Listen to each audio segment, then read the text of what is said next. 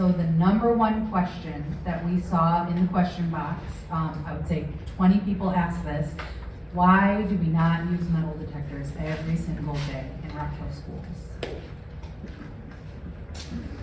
So you want me to answer that one? So metal detectors are obviously one of those things. What we try to do is there's multiple tools. As the chief and sheriff, the chief Kimball were all saying, it starts with the preparation and the training and the awareness and those things. And we're always looking for new ideas. So metal detectors are always one of those things we're looking at. At this point, we feel like that we're looking at some other options, including that, and seeing what's the best tool to implement inside of our schools right now, to include some of the random weapon screenings and things that we've been doing the last few weeks since these incidents, continuing to train our individuals.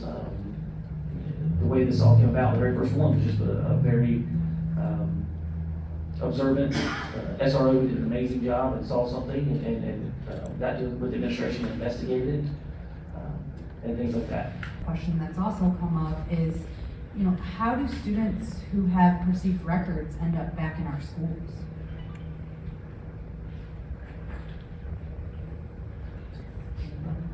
Anybody want to tackle that? I guess Well,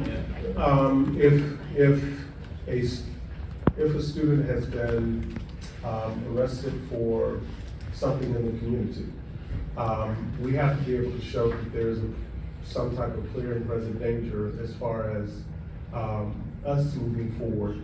And there are some things that are clear and present dangers that have been identified. One time they were known as persistently dangerous events. Drug trafficking or drug distribution, high and aggravated nature assault, or a firearm in the community.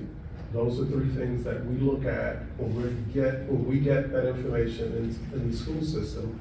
We're looking, is that a clear and present danger as far as our school is concerned? And those are things that we move forward on, looking to see if those students need to return during that time before it's adjudicated. Once it's adjudicated, then we have to look at, and what I mean by adjudicated is it has been cleared through the courts. They have received whatever punishment or consequences they're going to receive through the court system. Then those students have served their debt to society. And at that point, we get questions, well, why can't you do this if you know that this has happened? Before we can move forward with anything, we have to have a reasonable suspicion that something has occurred. If that student has been adjudicated for that, they come back. If there's no reasonable suspicion, we can't step forward, just like law enforcement has to have probable cause. And that's what people hear, and we have to say reasonable suspicion is a lesser degree than probable cause. So as administrators, when they're doing investigations, there are things that administrators may be able to ask, move forward with, and law enforcement doesn't have probable cause to be able to move forward with.